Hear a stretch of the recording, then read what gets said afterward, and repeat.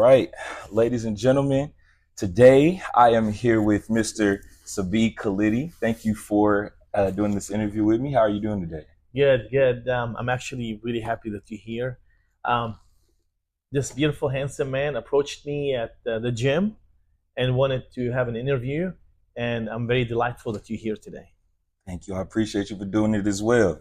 So, just to kind of give you guys some background on Mr. Sabih, he is an entrepreneur based in OKC, known for his ventures in real estate and the automobile industry.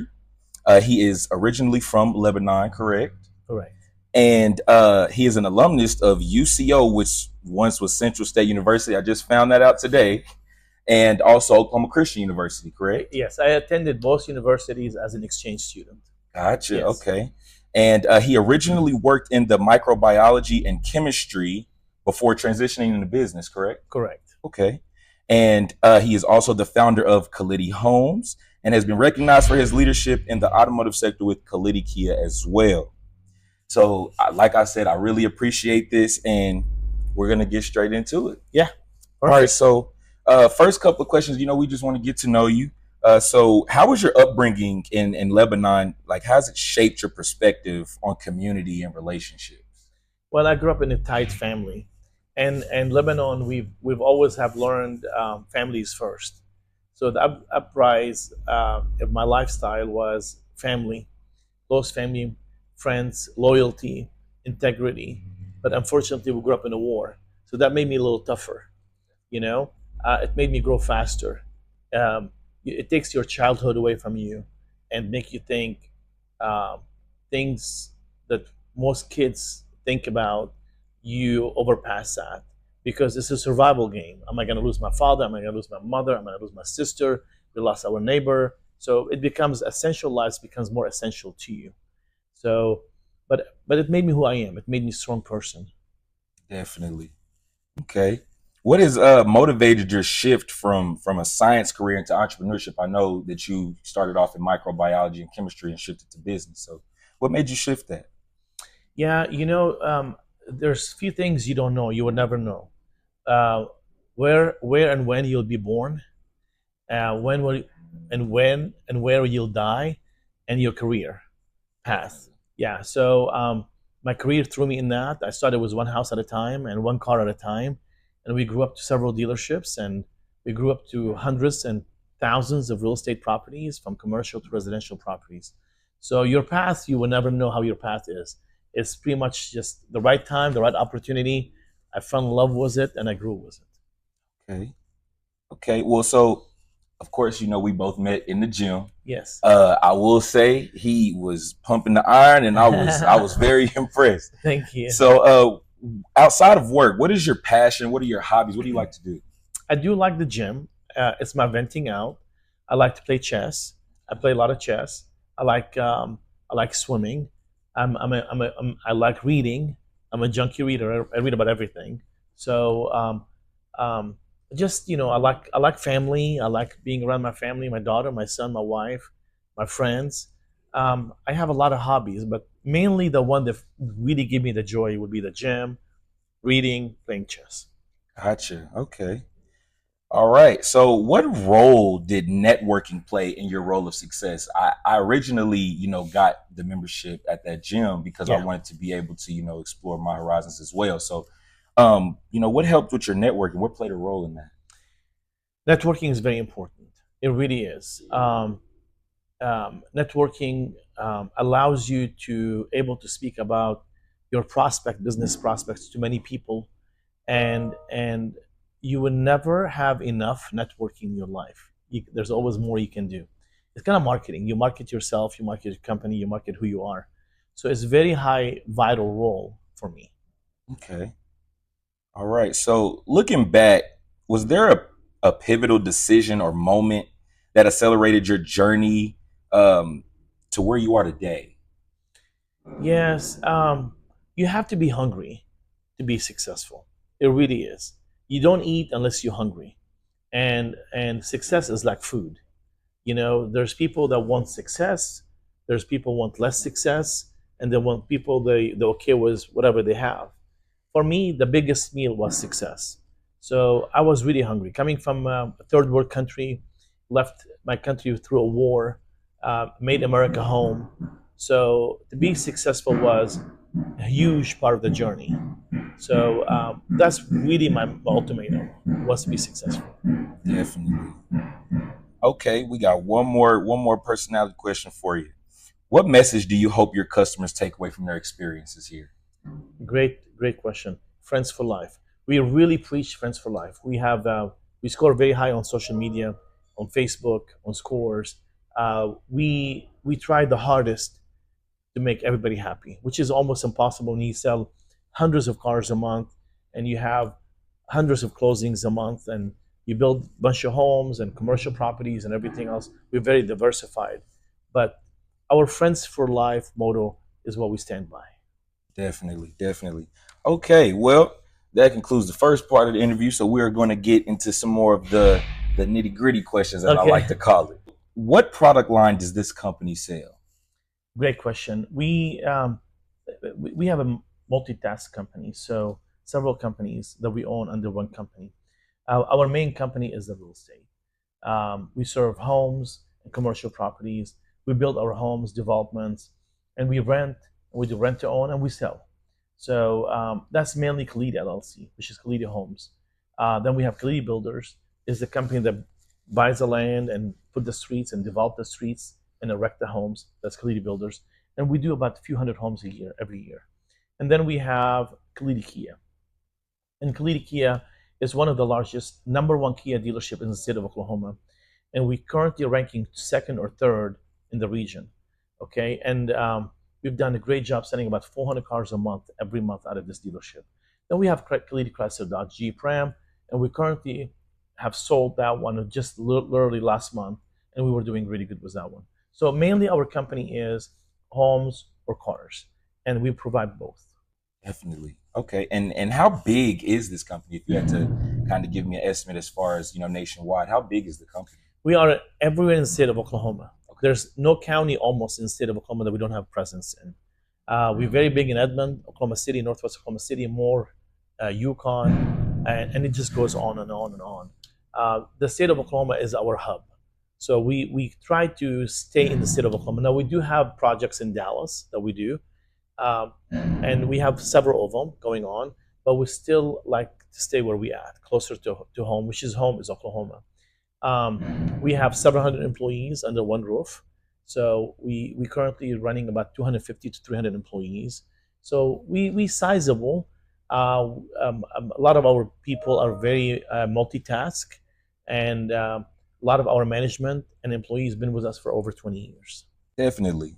And does this company serve a local, a regional, national, global market? Yeah, because we have a lot of presence in real estate, we serve local, but because also that we dominate a lot of real estate, that attracts a lot of national. A lot of companies want to relocate, executives or people want to relocate for jobs. They intend to reach out to us because the amount of homes that we have versus smaller companies. So we do have a very strong local presence, but we also have a very strong national presence as well. Okay. So how many years have you been in sales? Yeah, Kalidy LLC, which is Kalidy Homes and Commercial Properties, been in business for over 30 years. Okay. Uh, have you worked in any different occupation or company ever? Well, I started the company about 30 some years ago, and I stayed with it, and so that's all I have done in the last 30 years. Definitely. Um, how many years would you say Khalidi Kia, like this building alone, has been up? 6 years and successful. So we opened Kalidy Kia. We bought the dealership down the street. It was shut down. The bank has taken it back. There was no employees. We reassembled it. We relocated. We closed on it in December 6 years ago, and January we were just hiring and getting it going, and February and March. And March, the first few months we open up, we take the lead of being number one in the state out of many Kia dealerships. Okay. So does this company have any specific guidelines to determine like when, how many, and what types of salespeople are hired here? Are you talking about Kalidy Kia or Kalidy Homes? Khalidi Kia. Yeah. Well, Khalid Kia is completely run by Corey Suter. Is our general manager that we appointed for the position. He does a great job. So we organically normally what we do is we hire a bunch of really youth and clean, and we check their background and all that stuff, and they go through a program where they learn about our cars and products and everything. They become a specialist, products delivery specialist, and they last with us for about 2 months. And after the 2 months, they take a lot of salespeople, learn from the salespeople, see the process and everything else. They take a test. If they pass the test, they get promoted to a salesman. We currently have about 25 salesmen, and 25 salesmen out of the 25, they all do really well. And then we also organically promote from the salespeople into management, into finance managers, and all the positions that we have. Okay. Is there a formal or a written job description and qualifications for the sales positions in the company? Yes, every position we offer, it has very specific job duties. And some of it will indicate what time you come, what time you leave, what's the expectations of you, what areas you're working at, what training you have done. So there's expectation on a job offer. Every job offer is very detailed. We don't want to hire a person that get confused of is it my duty or not my duty. Mhm. If you sign up for the job offer, you'll have about a dozen of things in there that will highlight your duties for us. Definitely. Okay. So taking initiative has definitely been something that you guys have definitely promoted here, as I've heard in your talking. So is there a training program for the salespeople here that just here alone that they have to go through that process? Yes, every company that we own has a training program, and we spend we one of those companies that we really invest our time and money in our people, because people are your strongest thing you have. Your top assets. There's no better asset than your own employees. We take a lot of pride in training them. Um, if we want to send them to finance, we send them to finance school at our own expense to Dallas. If we hire technicians, we send them to technician schools. We pay for it, Kia schools, university. All our salespeople go through intense, very intense program of training. We understand that you have to have a top knowledge to succeed, and we provide that knowledge. Definitely. Okay. And so how is the sales force compensated? Yes, they'll have a draw every month, and then they will get paid per vehicle sales. So we pay flat per vehicle, and that flat goes higher and higher and higher as you sell more cars every month. Um, it's in your pay plan, um, and we have some salespeople here um, making more money than, I hate to say this, some physicians in town. Yes, Oof. yes, So is the compensation used as like a performance incentive as well? yes. Okay. So do you have, as far as like for the company, an expense account? If so, what types of expenses are eligible for reimbursement? Yes. So we allocate certain funds in every company. One fund is to help our communities. So we allocate a certain amount of our profits to goes to we sponsor pets shelters. We sponsor kids issues and illnesses at OU, University of Oklahoma. We buy toys for them. The oncology department, kids with cancers, we go down and we visit them and we buy them toys or buy them stuff, and we spend a whole day with them as a team. Um, we sponsor a lot of soccer and sports activities for kids that needs uniforms. We sponsor schools that don't have a budget to buy their kids tennis shoes and the outfits and everything. We come through for that. So we have done a really good job allocating a lot of our funds for that stuff. Okay. How long does the reimbursement process usually take? Depends. It depends when you submit it to us. It will go to our CFO. Our CFO will decide if this is something she wanted to do. She will visit with management, um, and also it goes on the priorities. If we feel there's a priorities for it, then she'll step up and do it. Like for example, We donate a lot of money to scholarships where kids don't have the ability to go to school or pay for their tuition. We're able to help with their tuitions. Definitely. So, how does the sales manager evaluate the performance of the sales force? Well, one for sure through a customer survey. Every customer that comes into us has to be touched by a manager. So we'll have to be greeted by a manager, and also we ask the questions: Have we done right? Are you happy with us? Are we Have we done everything to your satisfaction? Would you give us from 1 to 10? What would you grade us? So we score as a dealership one of the highest in CSI, which is Customer Satisfaction Index in the nation. We on the top. So it's very important for us to be able to, like I told you earlier, we might not be able to make everybody happy, but we try 100% to do as hard as we can to make people pleased. You know, so that's a very important to us. So sales managers able to touch everybody on the floor, and also through feedback and through Facebook and social medias and reviews, we watch all the stuff. We monitor it very well. Amazing. So, do you ever have to like prospect or anything in that range? Go out and look for certain salespeople or anything? No, Okay. What are your negotiation skills? Do you ever have to use negotiating skills in your presentation with customers? we're very transparent. What the prices that we post, every car or every home has a price posted on it. Everything that we have, and when we post our prices, it's very important for us to be very competitive. So our software indicates if you have that vehicle and that miles, it our software will show what vehicle like similar in within 100 miles and similar to year and color and miles and everything else. So no matter how much we paid for it, we price it where we are on top.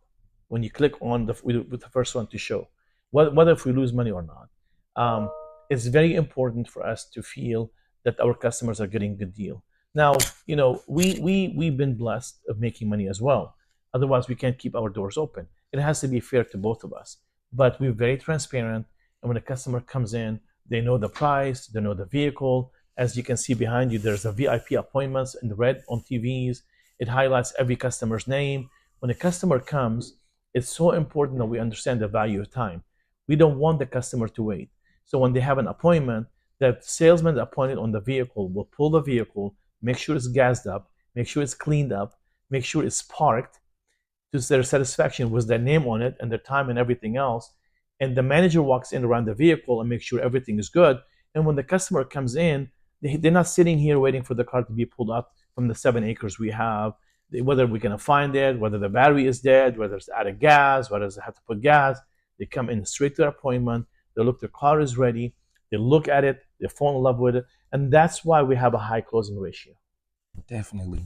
So this is actually one of the questions I was really looking forward to asking. So, do you find any ethical problems or concerns in selling? Yes, ethical is very important. Integrity for us is very important, extremely important. Because we filter our employees and we put them through the process and the training, we make sure that we all speak the same language. You can't make promises without management agree to it in writing. So because it's so important that we all preach the same language, all our phones are monitored and recorded, whether it's an inbound or outbound. So this way, there's no miscommunication. You know what I'm saying? It's really important for us to be, like I told you, transparent and integrity. And because of that, we want to make sure we carry the ethical with it too. Definitely. Okay. And this is our last question. So, what makes a good, successful salesperson? A salesman that doesn't try to sell you too hard. You know, if you have a good product, it sells itself. But the salesman has to be, I think, in my opinion, trustworthy. Because if you cannot trust the person in front of you, you're not going to buy a car from him, or you're not going to buy a home from him, or you're not going to buy anything from them. You have to feel like you trust that person, that he's working hard for you too, and you're getting back what you're asking for.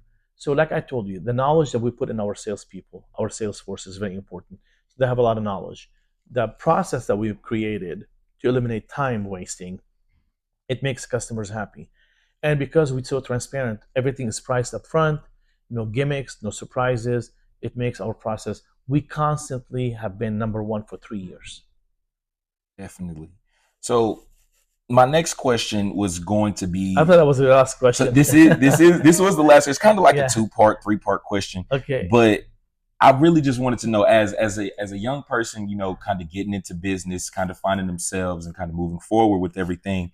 Um, what what would you give me as advice to Yeah. to kind of go forward and be successful? How old are you, may I ask? I just turned 24 on Sunday. Okay.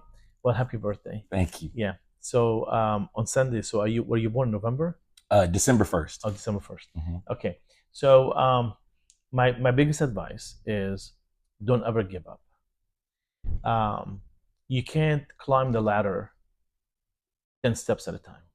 You'll have to climb it one step at a time. The more knowledge you have and the way you love what you do, you gotta love what you do. If you don't love what you do, you're not gonna do a good job. You're not. But if you really love what you do, you're gonna do a great job.